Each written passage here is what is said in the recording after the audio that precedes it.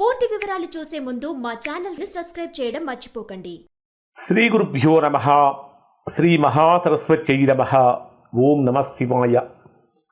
Narayana Sastry astrology channel వీక్షిస్తున్నటువంటి ప్రేక్షక మహాశీలకు స్వాగతం, సుస్వాగతం. ఈరోజు మనము 2026వ సంవత్సరం జూలై నెల 21వ తేదీ నుండి 31వ తేదీ వరకు కర్కాటక రాశిలో జన్మించిన వారి యొక్క గ్రహస్థితులు మరియు రాశి ఫలితాలు ఏ విధంగా ఉన్నాయో తెలుసుకుందాం. అలానే ఈ 10 రోజులలో కర్కాటక రాశి వారికి జరుగుతున్నటువంటి గ్రహాల యొక్క ప్రభావం కారణం చేత ఎటువంటి మార్పులు రాబోతున్నాయి, అలానే చేసేటటువంటి వృత్తి ఉద్యోగ వ్యాపారాలలో కానీ, ఆరోగ్యపరంగా కానీ, ఆర్థికంగా కానీ, ధనం పరంగా కానీ ఎటువంటి పరిణామాలు ఉంటాయి అనేటటువంటి ప్రతి విషయాన్ని కూడా కళ్ళకు కట్టినట్లుగా చక్కగా ఇక్కడ మీకు వివరించి తెలియజేస్తాను. అలానే రోజువారీ ఫలితాలు ఏ విధంగా ఉంటాయి, ఏ రోజు ఎటువంటి పరిహారం చేసుకుంటే బ్రహ్మాండంగా ఉంటుంది అనేటటువంటి విషయాలు కూడా మనం ఇక్కడ తెలుసుకుందాం. ప్రధానంగా కర్కాటక రాశి వారికి మీ జన్మరాశిలోనే రవి గురుగ్రహాల యొక్క కలయిక. రవి అంటే పితృకారకుడు, ఆత్మకారకుడు. ఆత్మకారక గ్రహమైనటువంటి రవి, గురుడు అంటే దేవగురువు, దేవతల గురువు అయినటువంటి బృహస్పతి. ఈ 2 గ్రహాల యొక్క కలయిక కర్కాటక రాశి వారిలో ఒక ఊహించినటువంటి ధైర్యాన్ని నింపుతుంది. చేసేటటువంటి ప్రతి పని కూడా చక్కగా ధర్మబద్ధంగా ముందుకు వెళ్ళగలుగుతారు. ఎక్కడా కూడా నిజాయితీ తప్పి కర్కాటక రాశి వారు ప్రవర్తించలేరు, బ్రహ్మాండంగా ముందుకు వెళ్ళగలుగుతూ ఉంటారు. ఈ జన్మరాశిలో సంచరించేటటువంటి రవి గురుగ్రహాల యొక్క కలయిక కారణం చేత దీనిని జీవాత్మ సంయోగం అంటారు. ఇది మీకు ఆధ్యాత్మికపరమైన చింతనను పెంచుతుంది. ఉన్నత విద్య కోసం ప్రయత్నించే వారికి ఉన్నత విద్యా యోగం కలుగుతుంది. అనేక రకాలైనటువంటి విషయాలలో బ్రహ్మాండంగా ఉంటుంది. కర్కాటక రాశిలో ఉన్నటువంటి నిరుద్యోగులకు బ్రహ్మాండమైనటువంటి ఊహించినటువంటి శుభవార్తలు కూడా వినే అవకాశం ఉంటుంది. అలానే ద్వితీయ స్థానాధిపతి ధనాధిపతి అయినటువంటి రవి కూడా మీ జన్మరాశిలోనే సంచరిస్తున్నటువంటి కారణం చేత కర్కాటక రాశిలో జన్మించినటువంటి వారు ఒక లీడర్ లాగా ఎదుగుతుంటారు. మాట్లాడేటటువంటి మాట చాలా కమాండింగ్గా వెళుతూ ఉంటుంది. తృతీయ స్థానాధిపతి అయినటువంటి బుధుడు 12వ స్థానంలో వ్యయంలో సంచరిస్తున్నటువంటి కారణం చేత ముఖ్యమైన వ్యక్తుల నుంచి, సోదరుల నుంచి, ఆత్మీయుల నుంచి వారి యొక్క ఎడబాటు కానీ లేదా చిన్న చిన్న మాటల వలన కలిగేటటువంటి ఇబ్బందుల వలన కానీ మీలో మీకు తెలియకుండానే కొద్దిగా ఇబ్బందులు కలుగుతూ ఉంటాయి. చతుర్థ స్థానాధిపతి అయినటువంటి శుక్రుడు మీ జన్మరాశికి 2వ స్థానంలో ధనస్థానంలో సంచరిస్తున్నటువంటి కారణం చేత గృహయోగం కోసం ప్రయత్నించేటటువంటి వారికి అనుకూలంగా ఉంటుంది. విద్యా సంబంధమైనటువంటి విషయాలలో అపారమైనటువంటి పురోగతి కూడా లభిస్తూ ఉంటుంది అని చెప్పాలి. అలానే 5వ స్థానాధిపతి మరియు 10వ స్థానాధిపతి అయినటువంటి కుజుడు లాభస్థానంలో సంచరిస్తున్నటువంటి కారణం చేత ఉద్యోగపరంగా తీసుకుంటే బ్రహ్మాండమైనటువంటి తిరుగులేని విజయాన్ని కర్కాటక రాశి వారు పొందుతారు. సంతానపరమైనటువంటి విషయాలలో కూడా మీకు ఊహకందని ఆనందం కూడా లభిస్తుంది అని చెప్పాలి. దీర్ఘకాలికంగా ఏర్పడినటువంటి అనారోగ్య సమస్యలన్నీ కూడా తొలగిపోతాయి. ఇప్పటిదాకా ఎవరైతే కర్కాటక రాశిలో జన్మించినటువంటి వారు తీవ్రమైనటువంటి ప్రతికూలతలతో ఇబ్బందులు పడ్డారో అటువంటి వారికి అవన్నీ తొలగిపోయి చక్కగా బ్రహ్మాండమైనటువంటి ఆనందం కలుగుతుంది. కర్కాటక రాశి వారికి అవన్నీ వింటూ ఉంటే నిజంగా ఇంత గొప్ప ఆనందం ఉందా అనిపిస్తుంది. ఇప్పుడు చెప్పినటువంటి ఫలితాలు కర్కాటక రాశిలో ఉన్నటువంటి 90% మందికి 90% ఫలితాలు వర్తిస్తాయి. ఎవరికైతే వర్తించడం లేదో, ఇంకా ఎవరైతే తీవ్రమైనటువంటి ప్రతికూలతలు పొందుతున్నారో దానికి కారణం ఏమై ఉంటుందంటే వారి యొక్క వ్యక్తిగత జాతకంలో ఏర్పడినటువంటి దోషం యొక్క ప్రభావం అయి ఉంటుంది. అటువంటి సందర్భంలో ఒక్కసారి మీరు మీ యొక్క వ్యక్తిగత జాతకాన్ని విశ్లేషణ చేయించుకొని దోషం ఎక్కడుందో తెలుసుకుని దోష నివారణ చేయించుకుంటే చక్కగా సత్ఫలితాన్ని పొందుతారు.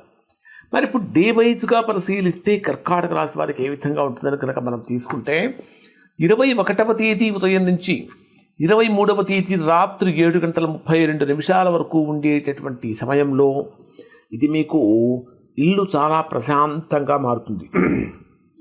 ప్రశాంతమైనటువంటి వాతావరణంతో అనుకూలంగా ఉంటుంది. కానీ తల్లి యొక్క ఆరోగ్యం విషయంలో కొంచెం జాగ్రత్తలు పాటించండి. పెద్దవాళ్ళ నుండి పూర్తి మద్దతు లభిస్తుంది. స్థిరాస్తుల కొనుగోలు చేయటం కోసం ఈ రోజుల్లో కనుక ప్రయత్నించినట్లయితే మంచి ఫలితం ఉంటుంది. ఖచ్చితంగా నూతన వస్తువులు కొనుగోలు కోసం కానీ గృహోపకరణాల కోసం కానీ ఇట్లాంటివి మీకు ఇక్కడ అనుకూలంగా మారుతూ ఉంటాయి. ఉద్యోగపరంగా ఆర్థికంగా ఆఫీసులో పని ఒత్తిడి కొంచెం తగ్గుతుంది. ప్రశాంతంగా మీకు అప్పచెప్పినటువంటి బాధ్యతలు మీరు నిర్వర్తించగలుగుతూ ఉంటారు. రియల్ ఎస్టేట్ లేదా భూ సంబంధమైనటువంటి వ్యవహారాలు లావాదేవీలు చేసేటటువంటి వారికి చాలా చాలా లాభసాటిగా మారుతుంటుందని చెప్పాలి. 23వ తేదీ రాత్రి 7:32 నుంచి 26వ తేదీ ఉదయం 7:35 వరకు ఉండేటటువంటి సమయంలో పంచమ స్థానంలో సంచరించేటటువంటి మీ రాస్యాధిపతి అయినటువంటి చంద్రుడి యొక్క ప్రభావం కారణం చేత, అంటే పంచమ స్థానం బుద్ధికి కూడా సంబంధించినటువంటి స్థానం, మీ సంతానపరమైనటువంటి విషయాలలో మీ పిల్లల యొక్క ప్రగతి మీకు బాగా ఆనందం కలిగిస్తుంది. విద్యార్థులు చదువులో మంచి ప్రతిభ చూపిస్తూ ఉంటారు. అన్నిటికంటే మీ క్రియేటివిటీ లెవెల్స్ బాగా పెరుగుతూ ఉంటాయి. షేర్ మార్కెట్లో పెట్టుబడులు పెట్టడానికి అంటే ఊహాజనితంగా మీరు ఊహించుకొని ముందుకు వెళ్ళటం కరెక్ట్ కాదు. ఏదైనా సిస్టమేటిక్గా ప్లాన్డ్గా ముందుకు వెళ్ళాలి. కళారంగంలో కానీ క్రియేటివ్ ఫీల్డ్లో కానీ ఉన్నటువంటి వారికి చాలా గొప్ప తిరుగులేని సమయంగా ఉండబోతుంది. 26వ తేదీ సాయంత్రం అంటే రాత్రి 7:35 నుంచి 28వ తేదీ రాత్రి 7:50 వరకు ఉండేటటువంటి సమయంలో మీకు ఇక్కడ ఆరోగ్యపరంగా కొంచెం జాగ్రత్తలు పాటించాలి. ఈ సమయంలో మీ మీద ఎక్కువగా విమర్శలు వస్తూ ఉంటాయి, కానీ మీ మీద వచ్చినటువంటి సమస్యలు మీరు సమర్థవంతంగా తిప్పికొట్టగలుగుతూ ఉంటారు. కోర్టు కేసులు లేదా వివాదాలు ఏమైనా ఉంటే అవి మీకు అనుకూలంగా మారుతూ ఉంటాయి. ఉద్యోగంలో మీ పోటీదారులపై మీరే పైచేయి సాధించగలుగుతూ ఉంటారు. కానీ గతంలో ఏవైతే అనారోగ్య సమస్యలు ఉన్నాయో వాటి నుంచి కొంచెం జాగ్రత్తగా ఉండకపోతే కొంచెం ఇబ్బందులు కలిగే అవకాశాలు ఉన్నాయి. పాత బాకీలు వసూలు చేసుకోవడం కోసం ఈ రోజుల్లో ప్రయత్నిస్తే కొద్దిగా ఫలితం ఉంటుంది అని చెప్పాలి. కానీ ఇది మాత్రము పూర్తిగా సరైనటువంటి సమయం కాదు. వెహికల్ డ్రైవ్ చేసేటప్పుడు లేదా ఆర్థికపరమైనటువంటి విషయాల్లో నియంత్రణ అనేది చాలా అవసరం అని చెప్పాలి.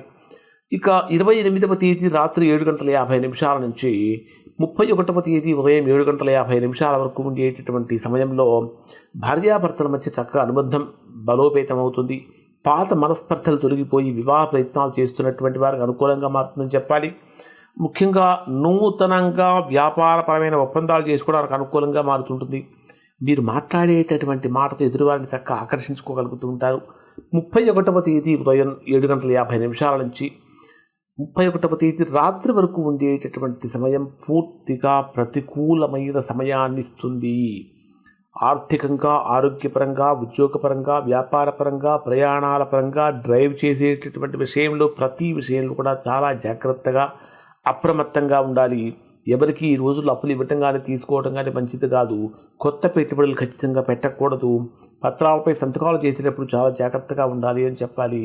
ఖచ్చితంగా ఈ 10 రోజులు కర్కాటక రాశిలో జన్మించినటువంటి వారు 31వ తేదీ నుంచి మీరు శివుడికి రోజు అభిషేకం చేయించుకోవటం చాలా మంచిది.